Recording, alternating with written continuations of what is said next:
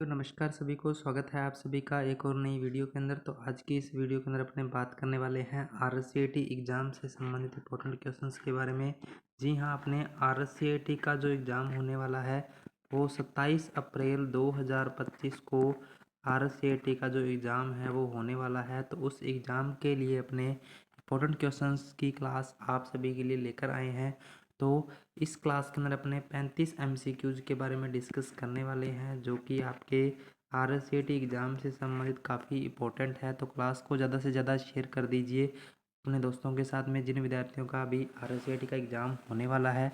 तो आज की इस क्लास को अपने शुरू करते हैं। तो आज का जो अपना पहला क्वेश्चन है, कंप्यूटर भंडारण के संदर्भ में निम्न में से कौन माप की सबसे बड़ी इकाई है। तो इसमें से आपको बताना है कि यानी कंप्यूटर भंडारण के संदर्भ में यानी मेमोरी की जो सबसे बड़ी इकाई इसमें है तो वो कौन सी है, तो ये आपको बतानी है। तो इसमें से जो सबसे बड़ी इकाई है वो हो जाएगी गीगाबाइट, यानी ऑप्शन नंबर सी इसका राइट आंसर है, वो हो जाएगा गीगाबाइट।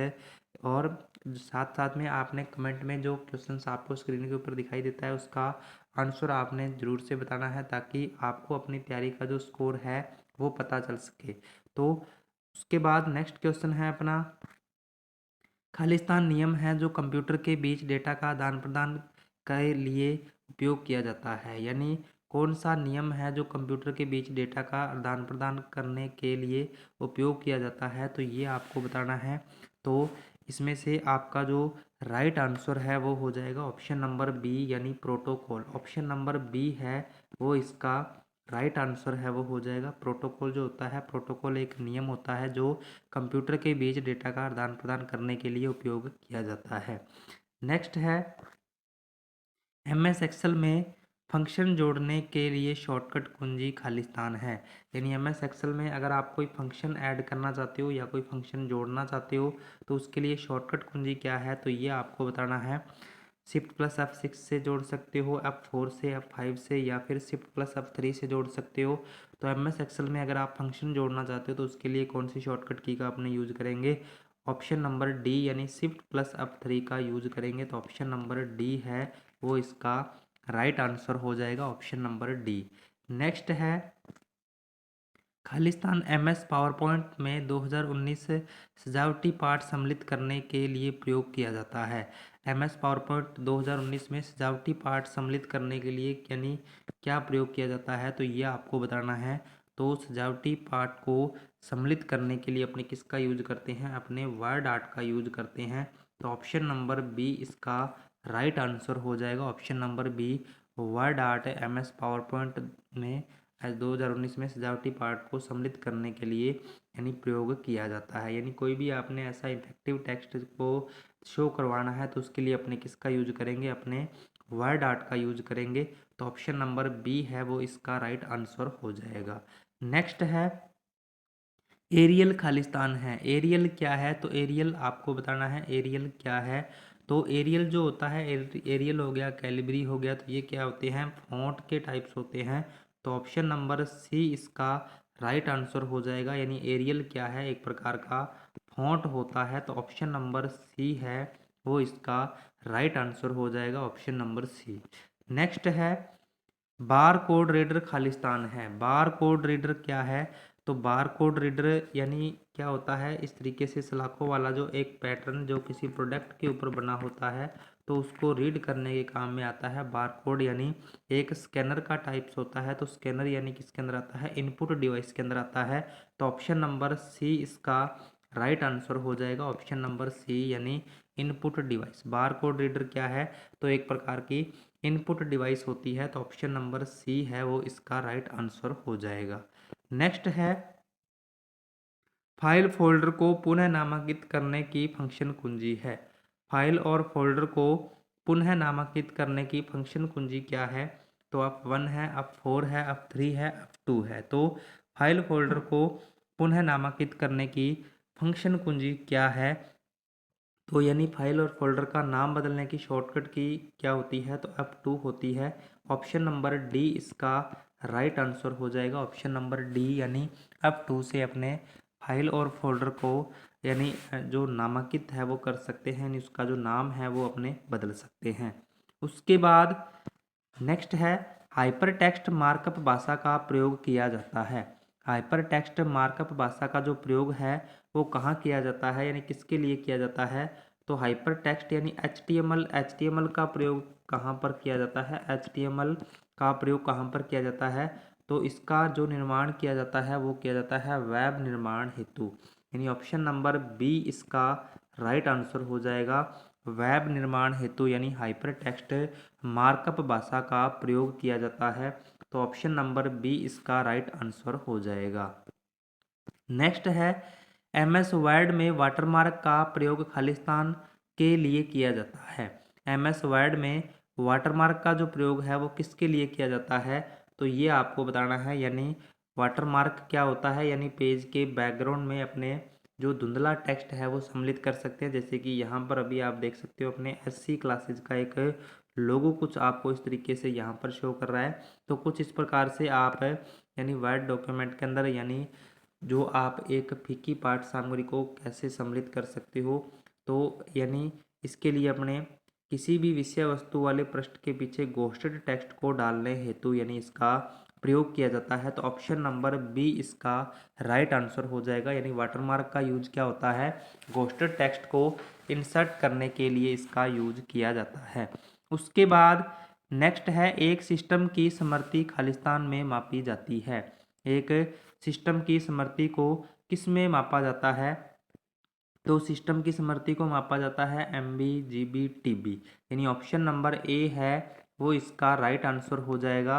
यानी सिस्टम की समर्थी को MB GB और TB के अंदर मापा जाता है, तो ऑप्शन नंबर ए इसका राइट आंसर है वो हो जाएगा ऑप्शन नंबर ए। नेक्स्ट है क्युवर्टी खालिस्तान में पाया जाता है। क्युवर्टी जो शब्द है वो यानी किस में पाया जाता है?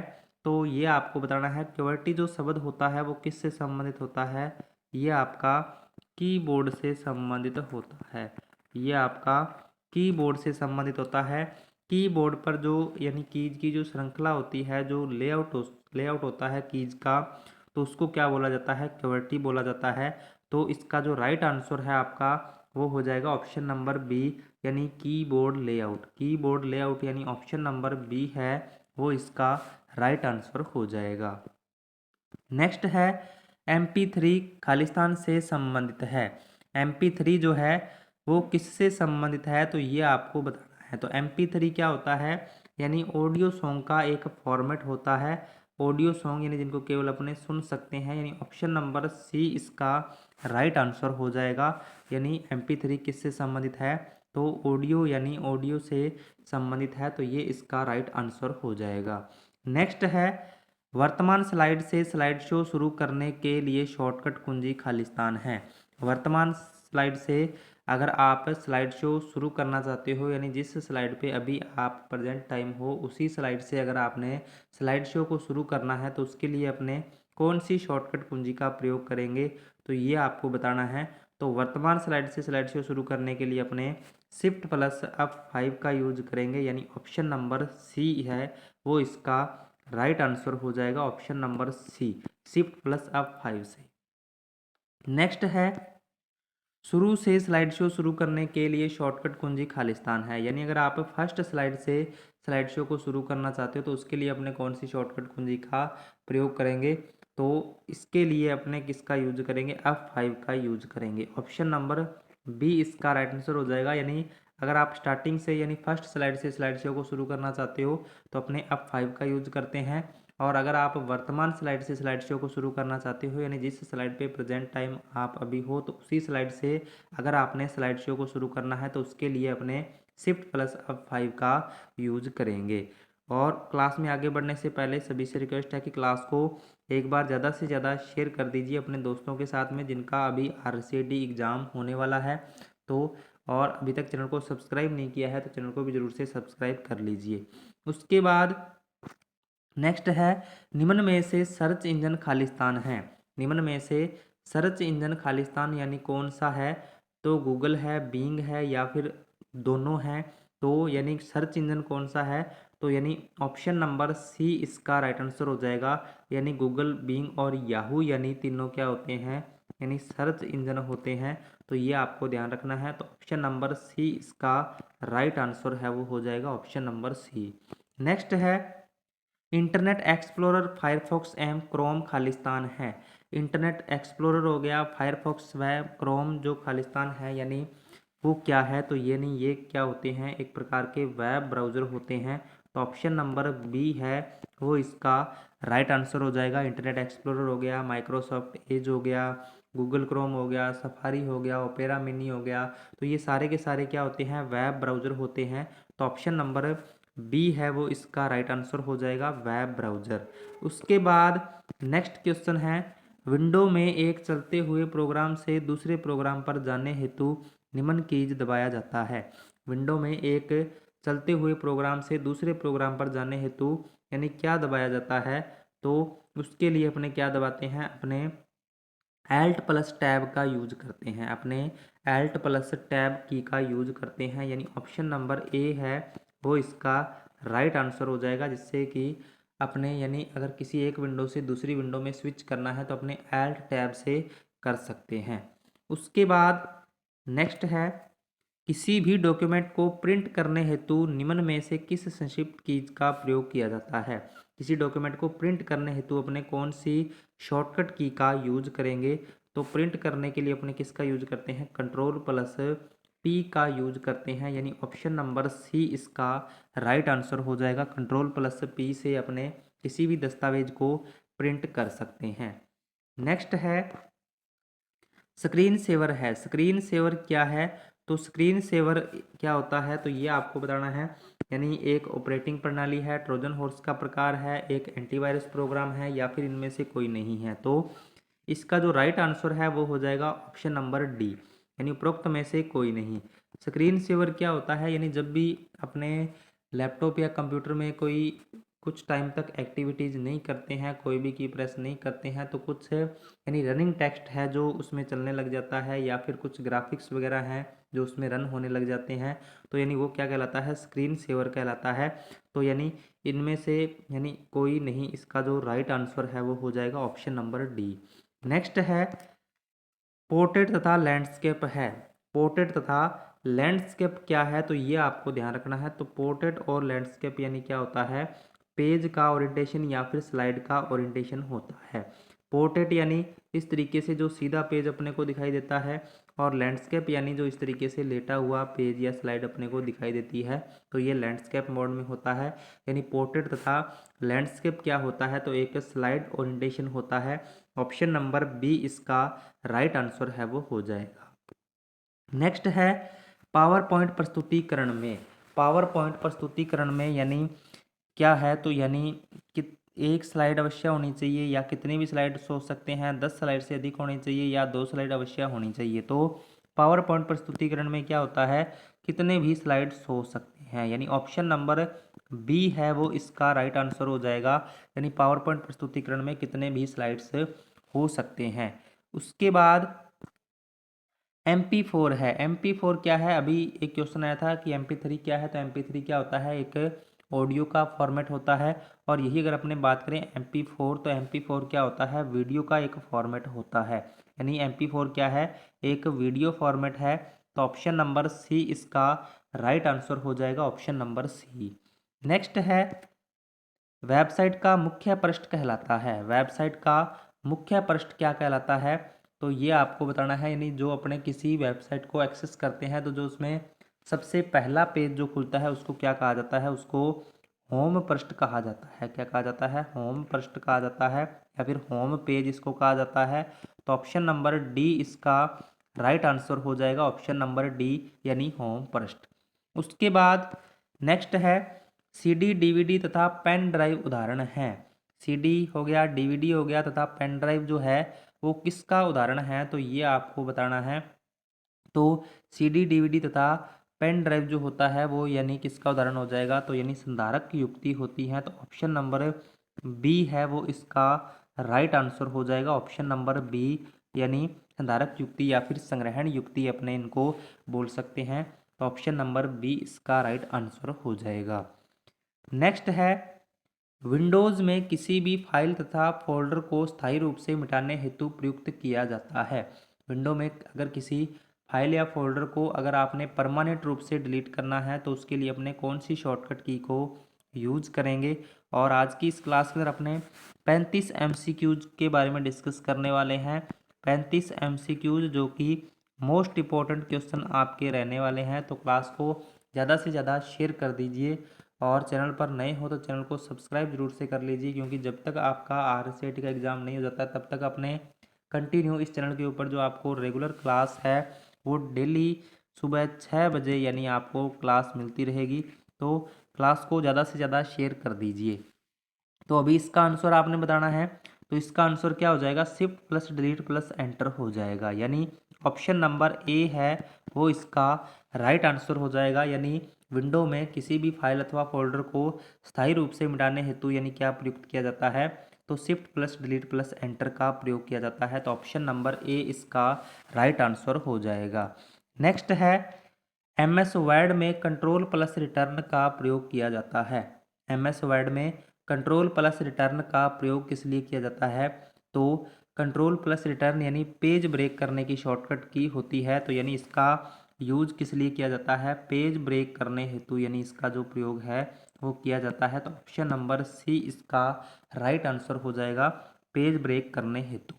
उसके बाद एंटीवायरस है। एंटीवायरस क्या है, तो एंटीवायरस सर्च इंजन होता है, ब्राउज़र होता है, ऑपरेटिंग प्रणाली होती है या फिर उपयुक्त में से कोई नहीं है। तो यानी जो आपका एंटीवायरस है वो क्या होता है, यानी उपयुक्त में से कोई नहीं। तो ऑप्शन नंबर डी इसका राइट आंसर हो जाएगा। यानी एंटीवायरस क्या होता है, सुरक्षा के लिए यूज किया जाता है। यानी सुरक्षा के लिए अगर आप कंप्यूटर के अंदर कोई भी वायरस आ जाते हैं उनसे बचाने के लिए अपने क्या है, एंटीवायरस का अपने प्रयोग करते हैं। तो उपयुक्त में से कोई नहीं इसका जो राइट आंसर है वो हो जाएगा। नेक्स्ट है MS वर्ड में खालिस्तान का प्रयोग फॉर्म लेटर के निर्माण हेतु उस समय करते हैं जब आप प्रिंट अथवा ईमेल को बहुत बार अलग अलग प्राप्तकर्ताओं को प्रत्येक कॉपी भेजने के लिए करते हैं। यानी अगर आप MS वर्ड में यानी अगर कोई फॉर्म है, लेटर है, उसको अगर आपने अलग अलग प्राप्तकर्ताओं के साथ एक साथ भेजना है, सभी के लिए एक साथ तैयार करना चाहते हो, तो उसके लिए अपने कौन से ऑप्शन का यूज करेंगे, तो उसके लिए अपने यूज करेंगे मेल मर्ज का। ऑप्शन नंबर डी इसका राइट आंसर हो जाएगा, यानी मेल मर्ज का आपने यूज करेंगे। तो ऑप्शन नंबर डी है वो इसका राइट आंसर हो जाएगा।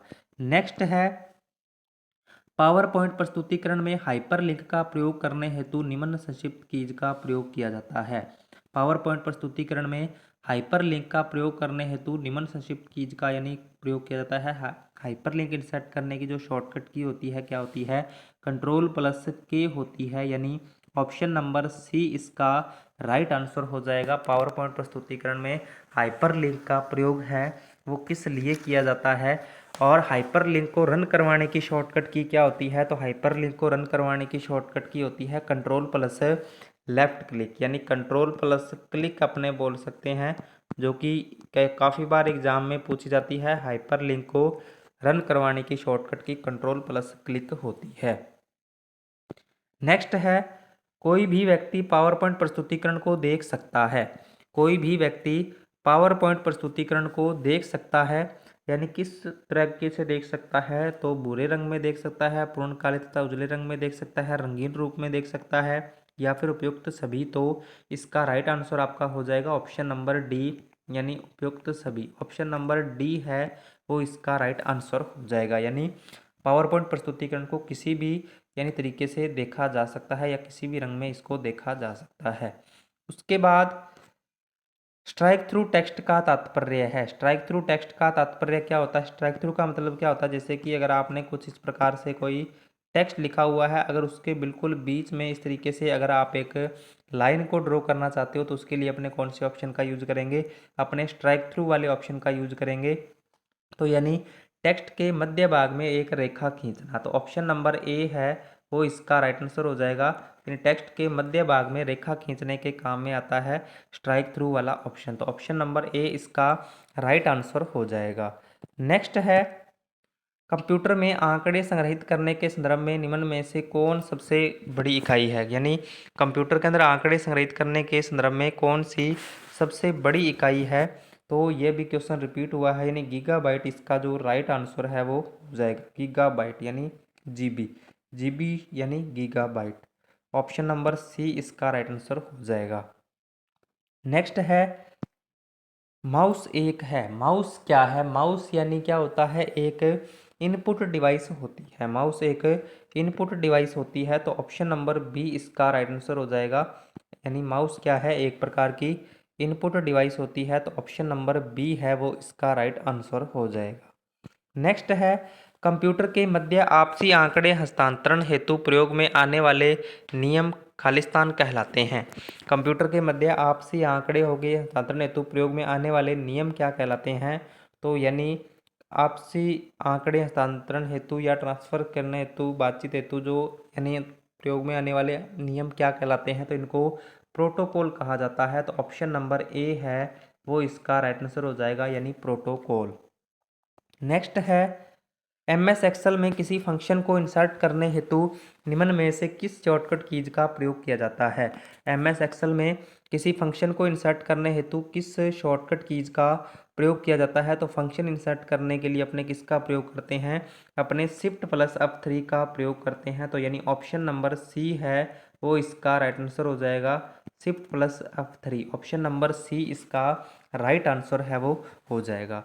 तो ये थे आज के अपने कुछ इंपॉर्टेंट क्वेश्चंस। तो क्लास आपको कैसी लगी इसका फीडबैक आपने कमेंट में ज़रूर से बताना है, और आपके 35 में से कितने क्वेश्चन सही हुए हैं तो इसका भी आपने फीडबैक मुझे कमेंट में ज़रूर से बताना है। तो इसी तरीके से कंटिन्यू आपको जो क्लास है वो इस चैनल के ऊपर मिलती रहेगी जब तक आपका RCET का एग्ज़ाम नहीं हो जाता है। तो क्लास को ज़्यादा से ज़्यादा शेयर कर दीजिए, लाइक कर दीजिए, और चैनल को अभी तक सब्सक्राइब नहीं किया है तो चैनल को भी ज़रूर से सब्सक्राइब कर लीजिए। तो अभी अपने मिलते हैं नेक्स्ट वीडियो में कुछ नए इंपॉर्टेंट क्वेश्चंस के साथ। तब तक के लिए जय हिंद, जय भारत।